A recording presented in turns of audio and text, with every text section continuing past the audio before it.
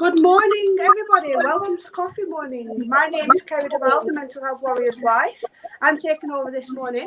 Before we start, I need to do a quick shout out to our amputee warrior, Dan Hartshorn, who climbed Snowdon yesterday. Well done to him and everybody who did it with him. Round of applause. Awesome.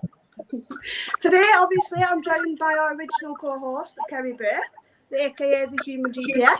Morning, Kerry. Good morning. How are you? I'm good, thank you. Yes, very good. Well rested after a nice, relaxing weekend. Thank you. How are you? Tired. England lost last night, so I'm tired. Yeah. Good morning, J.R. Welcome back. How are you? I'm hanging. It's 5 a.m. in the States, so you know. Yeah. Good morning from the UK, Steve. How are you? I'm excellent, thank you. Good morning, good afternoon, good evening to everyone. Yeah, we have to say good evening to the US, not the US, to the Australia. Yeah, 8 o'clock for us. Yeah, sorry, I was just saying that's a little bit more sociable than 5 a.m., isn't it? Yeah, much better. My day's already been and gone. To be fair, I didn't plan this. Adam planned it, not me. It's okay. Yeah. So today we're talking about mindset. Obviously today my mindset is I'm a bit mixed. England lost, but World Cup's next year. I'm mixed. So why is mindset important? We'll start with you, Kerry. Well, pretty much it helps us get through each day, doesn't it, really? In one piece. And I actually made a post about this morning in my Facebook group, and I used last night's match as a bit of an analogy, really, because I don't follow football. Sorry to everybody who does. That's all right. So I didn't see the match last night. I didn't feel the need to watch it. Of course, no. I watched it, and I'm a freaking Yank. Oh my goodness! No, the World Cup is likely to be a bit different. I must admit, I do tend to watch the World Cup matches, most of them. But yeah, back to mindset. I mean, the way that these footballers, as an example, we've got a bunch of amazingly skilled and talented guys there. Not just our country's team, but obviously all the teams that have taken part, and certainly with Italy for having got as far as they did. But the biggest thing about all of this, all of that game, it's not just the talent that they've got, it's their mindset. And if they don't go out onto that pitch with an absolutely positive, focused and determined mindset to achieve those goals, and this can be said with anybody in life, and it doesn't matter how big or small those goals might be, we're not going to achieve them. But I would also add that, okay, so England lost the match last night. But really, I tend to look at it as in, well, actually they won because they got as far as they did. They managed to push the match to the point where it had to be determined on penalties. And whether you agree with that that way of determining the outcome of a football match or not is probably neither here nor there. But the fact is that each time a footballer shoots for the goal and it misses throughout a game, not necessarily last night's match, but any game, it's not a failure. It's a lesson to be learned. You can take something from that experience and hopefully not do the same thing again. So it's about flipping your mindset. It's about reframing those thoughts and those feelings and being able to refocus and move forward with more positivity and determination. That's my opinion. Yeah. What about you, JR? Well, first off, that was deep. You know, I think mindset is something that we strive to have a positive mindset all the time, but our day shifts from hour to hour and moment to moment. And we don't have that mindset all day. We have moments where other things creep in, and we have to be aware enough to get our mindset back to where it should be. What about you, Steve? Yeah, agree totally with JR and Kerry there. For me, mindset's everything. I love the quote that if you think you can or think you can't, you're right. And it's all, if you don't think you're going to achieve something, you have zero possibility of achieving it. And I know from personal experience, every time I set my mind to something and have that focus, it goes a long way to achieving the goal. And just as detrimental the opposite way in getting caught in the dark thoughts and caught in that loop and cycle of not expecting things to work out your way. It all, from whatever you want to do, whether it's you want to get fitter and exercise more, if your mind's telling you that's not going to happen, it's not happening. So I think everything we do starts with our mind and how we choose to utilize it and the work we put in to have a better understanding around what it takes to have that awareness, like JR said, of your environment and your circumstance, and dig a little bit deeper into your thoughts can go a real long way to having a fulfilling life. Yeah. I mean, obviously, I remember a certain saying, if you believe in yourself, anything is possible. So obviously that's telling yourself to have a good mindset, and obviously you can do anything. And obviously you three have just said that.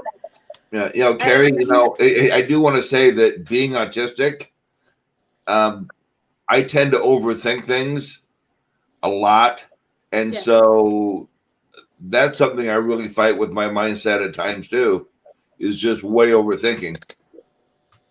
Yeah. Well, I was going to come on to mindset and people with autism. And obviously we've got JR. We've got you, JR.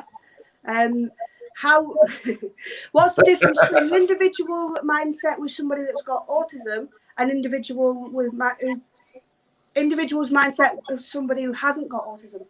I don't think it's really that much of a difference, other than the fact that, they've said if you've met one person with autism, you've met one person with autism, meaning we're all very different. Yeah. So it just, it's really the same. It's just a matter of, if you have something like an overactive mind, a mind that overthinks, then you just have to really try a little extra to calm yourself and go, no, this is what it needs to be. So it's not that much different. Yeah. What about you, Steve? What do you think? Around that side of things, I haven't really done a lot of work in that field at all, to be honest. But I think no matter what space you come from, your mind's going to work differently no matter who you are. And it's really tapping into individual techniques and taking the time to understand what works best for the individual in any situation. Like obviously a lot of people get massive benefits from meditation. And really calming things down in the mind and taking that time to just get more internal and into the body and get away from the overthinking side of things. Yeah. Then there's other people that journal. Some people can't stand meditation. Like it's just really tapping into the secrets that you find work best for yourself. Yeah. What about you, Kerry? I have to say that I do 100% agree with Steve there. Meditation is a wonderful way of dealing with things, but equally there are people that really don't like it. So it is about finding what's right for the individual, what works for the individual. And we are all very, very different. You know, our minds aren't going to work all the same way. You know, I mean, JR, you mentioned about overthinking. As far as I'm aware, I'm not. I don't have autism, but I've always been a very analytical thinker. I've always asked questions. I've always, not so much now. Well, I do to a degree, but in a different way. But Right. you know, over the years, I've tended to look at certain situations and imagine certain outcomes. You know, not necessarily good ones either, which obviously doesn't help as far as mindset is concerned. So yeah, I absolutely agree. It's definitely about finding what works well and best for the individual. Yeah, and also what works well and best for the situation. Now, there are times that I can, like Steve, I can do that meditation and, you know, get that going. Then I've got other times where, like you, Kerry, my mind is going 100 miles an hour. And I've actually got a playlist on my phone called 100-0, meaning from 100 miles an hour to zero. And it's just stuff that will calm my mind down and keep it from overthinking things so that I can get back to that meditation kind of mindset. Yeah. That's amazing. Yeah. So obviously it's about self-care then. Obviously you have a good self-care, you have a good mindset. Yeah. Would you guys agree? Yeah, Definitely. totally. Yeah. Yeah. Adam's popped up a question for you, Steve. Mindset and children who are currently going through these difficult times. Yeah, that's where the support network comes in massively, I think. If children that are struggling have parents that are also struggling, you're really up against the wall. So I think it's up to us who have kids to really ask the questions of the children and find out where they're at, what they're struggling with, and try the best to understand their coping mechanisms as well and work out how you can implement that into daily life and routines. Like you said with homeschooling, I know over here in Melbourne, we had a 3-4 month lockdown last year where it was all homeschooling, and a lot of kids were falling off the perch. Like the suicide rates for school age kids are way higher than they've ever been in any other time. And a lot of it's, I think a lot of people are trying to bury their head in the sand because it's just too hard and they don't want to work out how to go about it and what questions to ask. It's just throw your hands up in the air and it's a struggle. Whereas if you ask them the questions and the right questions from a loving, caring manner, you'll tend to get the answers. And whether that solves all the problems, most probably not. But I know I said to someone today, a problem shared's a problem halved. And the more you can be open with your kids and have these conversations as much as possible, the much greater outcomes they'll be moving into adulthood for sure.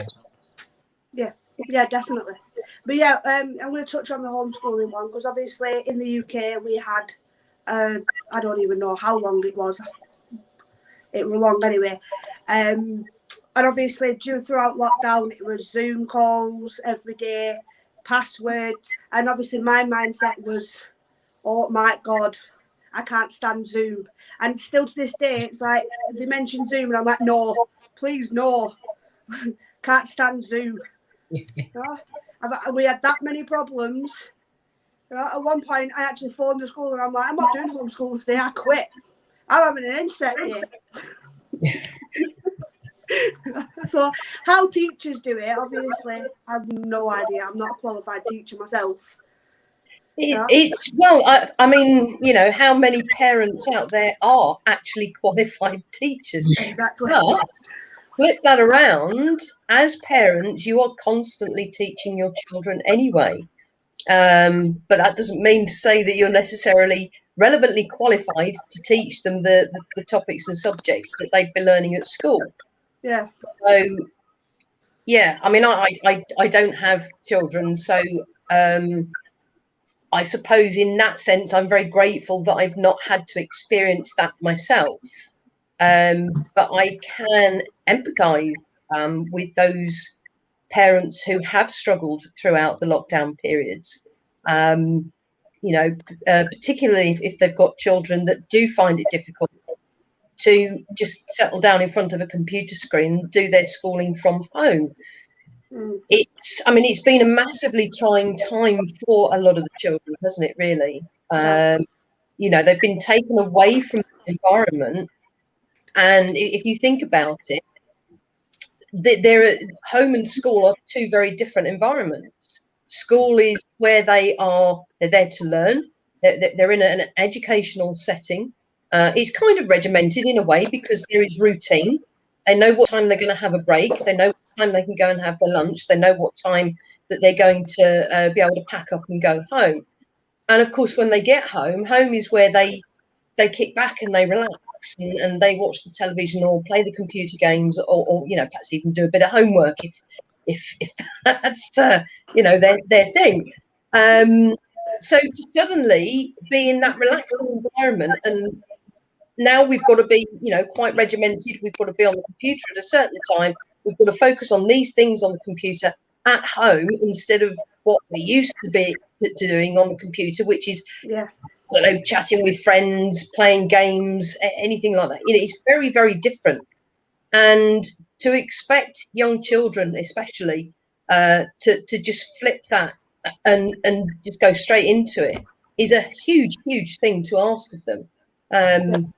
So, I get why a lot of parents have had a lot of stress and a lot of frustrations over homeschooling their children during the time, And of course, that's not to mention the mindset of the children based around this whole current issue anyway, let alone being at home and having to homeschool. Yeah. Right. Kerry, for developmentally disabled kids and parents who are developmentally disabled, a lot of times routine can be so important and so necessary to them that the shock of going from classroom to home and having to do all that and then going back to classroom is going to take a lot out on a lot of people. Yeah. And I don't think that's just children. Obviously, that's adults as well. I mean, obviously, they come out with re-entering anxiety because people's mindsets were, well, I've been at home for months on end, having to do work at home, schoolwork with the kids, do online shopping, everything online in front of a computer or a phone. Suddenly, I'm having to go back out into the world where there's other people. And obviously that's going to affect the mindset.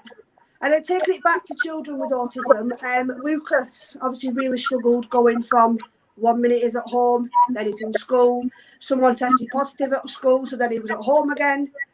And obviously because he's had no stability, he's had a really bad mindset. Yeah. And that's not good for any child, let alone a child with autism. Yeah. Right? What do you think, Steve? Children mindset. Yeah. Well, a lot of the times, I suppose too, that the kids are a mirror of ourselves, and what we're sort of portraying to them, they're going to feed on, they're going to pick up on. So if we're a scattered mess dealing with all this, even if it seems that way, we've got to present a better and more concise model above that, and at least put on a united front of understanding that this is a temporary situation. We have to adapt to the best of our abilities and sort of, as much as we possibly can, at least be the ones steering the ship to show that there is a way out. This is doable. Yeah. We're going to all have speed humps along the way. We're going to mess up with Zooms. We're going to struggle with understanding not having the face-to-face interaction. And it's just a constant struggle that we've just got to keep working on and adapting and doing our best to understand, because there's a fair chance this isn't going away anytime soon, and it could all happen all over again as well. So we've got to get better at dealing with it, unfortunately. Yeah. Definitely. Kerry, what do you think? Yeah, it's. I mean, I completely agree with what we've all said so far. You know, there are going to be those who are, you know, really excited and so relieved to, you know, have some semblance of normality back in their lives. But you know, like you said, Kerry, you know, as far as, I mean, okay, it goes for all of us, but in particular, the children, they've gone back to school, but all of a sudden they're being sent home again because they've got to isolate for 10 days because one person in their class has tested positive. And so there's an awful lot of toing and froing, and that routine is being disrupted over and over and over again. So even the most capable of young people and children, it's going to affect them. Of course, it's going to affect them. You know, that for those of us who are fairly stable, I guess is the best way I can describe it in our mindsets. You know, there's still an element of anxiety that can creep in. And that might be because we're a little bit nervous as to, you know, getting back out there, so to speak. Perhaps we've been, you know, working from home, but now we're being told that we can actually go back to our workplaces and work from there. Or, you know, it might be that we're really looking forward to being able to just go out and do what we've always used to do without too many restrictions. But how long is it going to last? Yeah. So whichever way you look at it, there are always going to be those what ifs, those feelings of anxiety. And JR, I totally agree. You know, for people that need and rely on that routine and structure in their lives, to have it messed around with so frequently, you know, I can't even begin to imagine what that's like, to be honest. Yeah, you know? I'm autistic and I've dealt with, you know, changes in routine and whatever, but I can't imagine something to this level. Yeah. And obviously you're right that this isn't going away anytime soon. And people are saying that once the MPs are back in September, we're going back into lockdown. So potentially it's going to happen all over again. Obviously, I'm hoping it doesn't happen because I'm getting quite sick of this. I'm sick of the social distancing, sick of all the restrictions. I just want the kids to be able to go to school. We can crack on with what we have to do at home. I mean, I'm behind on my decorating. And it's affecting my mindset every day because the decorating's there. And I'm like, I know it needs doing, but with the kids running around the house, I can't go there and painting the stairs, constantly moving all the time because the kids are up and down the steps. And it's affecting me because I've got to look at the stairs every single day and think, the kids really need to go back to school. I need a day. Yeah. I need that few hours during the day just to get that wall painted. Because once it's painted, it's done. I can move the paint, fine. But I can't do it when the kids are there, and it's affecting me every single day. So they really do need to go back to school. You have to get Adam to take him out for a few hours so you can just get it done. Adam doesn't leave the house. He's one of these that he doesn't like leaving the house. It's too peoply out there. He's fine as standing in front of the camera talking to people online. Do that all day long. Won't go to town because there's too many people. Well, this is the thing, isn't it? You know, there are people out there who are perfectly happy. They're well within their comfort zone actually doing that. And as I said, it's the thought of moving out of that comfort zone and going back to something that they haven't perhaps done for, well, it's over a year now, isn't it? Mm-hmm. Is it getting on for 18 months nearly? Yeah. You know, that in itself can be a really, really scary prospect. Yeah, well, for Adam it is anyway, because obviously he won't leave the house. I mean, I admit there's been times when I've thought about, do I really want to go outside with all the people? I mean, someone might cough on me. I don't want to end up ill. I ain't got time to be ill. Have you ever thought that Adam doesn't go outside because he's got a warrant for his arrest?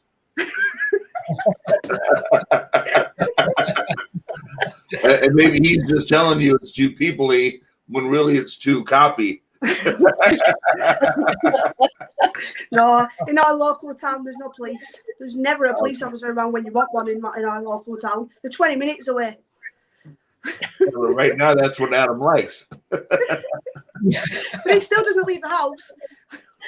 Oh, He always finds some excuse to stay at home and make me go and do it. Okay. Completely lost my focus now.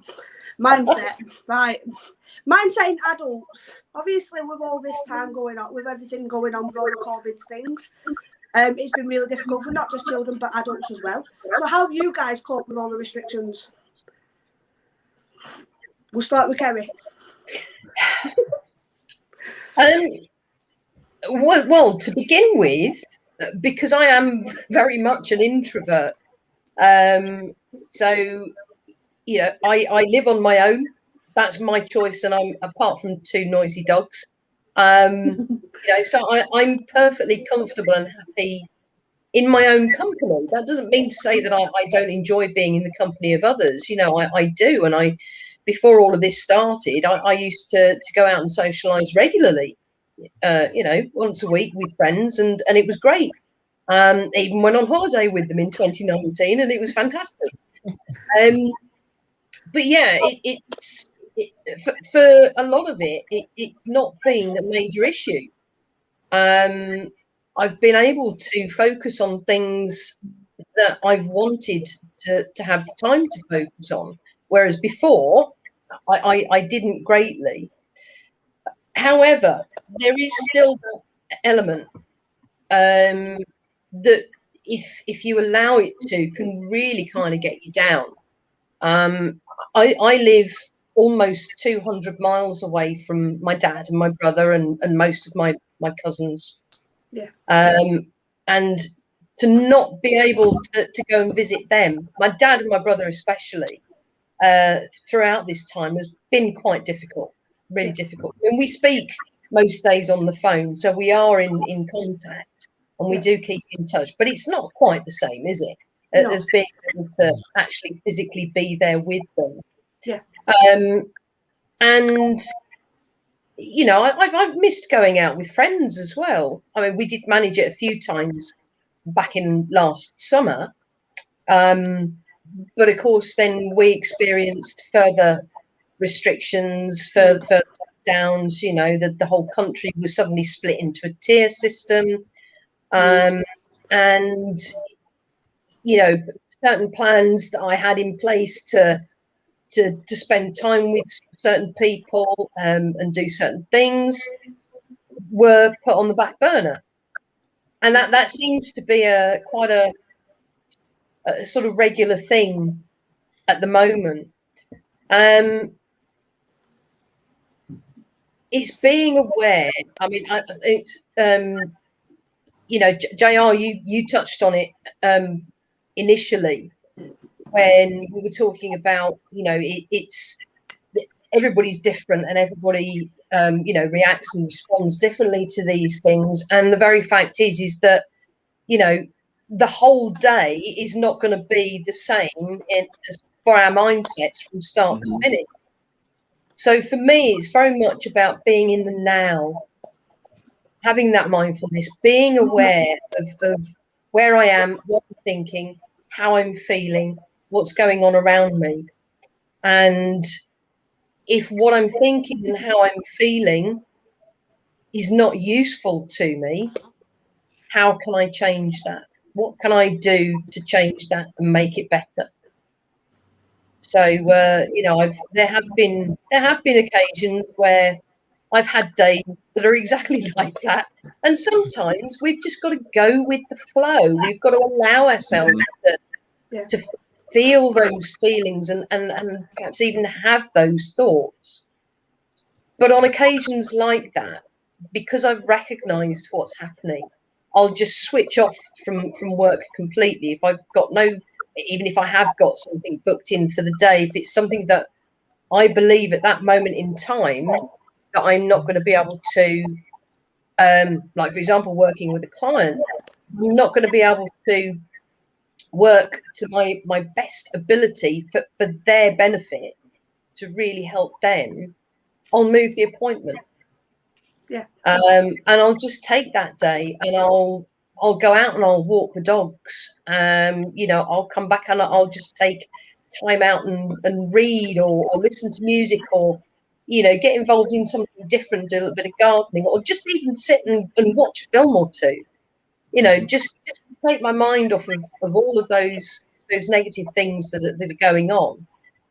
Anything to refocus on something that's good. Or just a little bit of escapism. I do love a bit of escapism, actually. Yeah, definitely. And obviously, it's about self-care as well, isn't it? To make sure that your own mindset is as positive as you can get it. I mean, I for one, I absolutely love watching a film at night time. It's taking my mind off everything. What about you, Steve? How have you coped with all these restrictions? Well, I'll tell you, my number one value is connection, and that is face-to-face connection. So that was probably my biggest hurdle to overcome, along with being a junior sports coach. I missed my netball girls, something shocking, not having a whole season of sport to coach and have that interaction. But all in all, to be totally honest, I've had one of the best 12 to 18 months runs of my life. I took things, as soon as all this started going pear-shaped, I did make the choice to find the best in every single thing I could out of it. I was also very privileged that my work never shut down through any of the lockdown. So I was never stuck at home in an office. I was out and about every day, and basic things like the traffic was sensational. When no one was allowed to go out from home, I'm driving to work in half the time. I'm getting everywhere. I was exercising a lot more than I had been beforehand. Frustration with a mask, but even that's something that it was like, okay, this could ruin my wanting to go and do it, or this can be just a slight little irritation, but I've got more time now to go out and do it. So it was sort of a constant battle, really, to keep flipping the script a bit. And anytime something looked like it was going to be a problem, work out how that worked in my favour, and can keep telling myself that story that that could be bad, but it's actually worked in my favour because of this, this, and this. So I've spent most of my time trying to sort of flip things that way. Obviously, like everyone else, I've had days where it's just like, nah, bugger it, I'm done. Drop me off somewhere else, I'm out. But for the most part, it's been great. I've had so much more time freedom to get things done.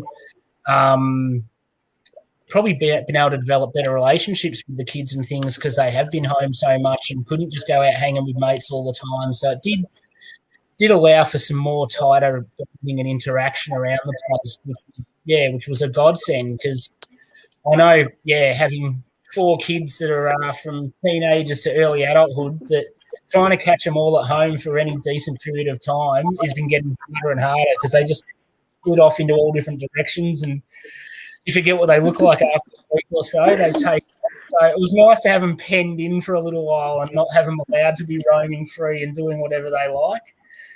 But so I know most people, I've had a few people criticise me for saying that I've had a great year. It's amazing how many people hate somebody else having a good time when they're not. But for me, it was 100% a choice. I had the choice whether this was going to make me or break me, and I chose to keep doing things every day that made me present as a better version than I was, and the most simple task of winning the day, whatever that meant, whatever I'd set down as a task or a goal for the day, just try to tick a couple of boxes, get home and go, that was done, that worked, that didn't, let's reset again tomorrow around what did work and tweak what didn't, and just a day-by-day proposition, not sort of trying to look too far ahead. I know for a lot of us it's hard when you hear, okay, we're going to lock down for 4 weeks, and you're like, whoa, 4 weeks, that's going to be forever. But when you're doing things you want, 4 weeks goes like that. Yeah. So it's however you look at it, it's how it's sort of going to pan out for you, really, around the things that are controllable. Obviously, there's always going to be things that don't go our way, and it's just a matter of trying to not beat yourself up too much over it and get caught being sort of stuck below the line there and thinking that that's the way it's going to be every day, because I think if you wake up in the morning with the intention it's going to be a crappy day, you've pretty well set that in stone that no matter what happens, that's going to be a crappy day. Like, someone's going to drop the winning lottery ticket, and because you're down and out, you're going to be looking over there when you just had to look right there. Nothing's going to go your way when you've decided it's not your day. Yeah. I mean, obviously, at the start of lockdown, me and Adam, we were in a bit of a bad place, and we thought lockdown was going to break us. But then lockdown has actually made us stronger. So obviously, at the start of lockdown, our mindset was coming out of this thing, we're going to separate, find two separate houses, and start obviously little separate lives. But then throughout lockdown, it was our mindset changed. And we became stronger, and I'm so glad. Obviously, we did get stronger. So, JR, how have you coped personally with all the restrictions? Well, like Kerry, I work and live at home, so I'm here a lot anyway. And I did have to give up some of my social things because of the lockdown, and I think that I just after a while I found myself needing to get out of the house. So I even just getting in the car and driving for a half hour or 45 minutes, driving down a road I've never been down before or seeing something I've never seen before was cathartic. I mean, it helped. You didn't get that social interaction necessarily, but you got to see something besides these four walls. Yeah. Now, I will say this. I had my first face-to-face meeting with somebody last week in over a year. And as I was getting ready to get dressed and go, you know what my first thought was? Well, I got to wear pants.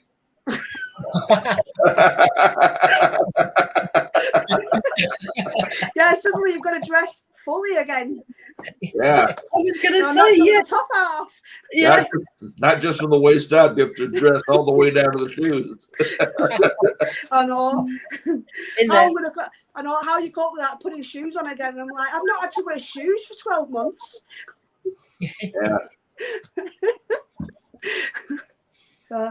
Yeah. And Adam's right on the comment. Time does fly when you're having fun. And I think we've had loads of fun this morning.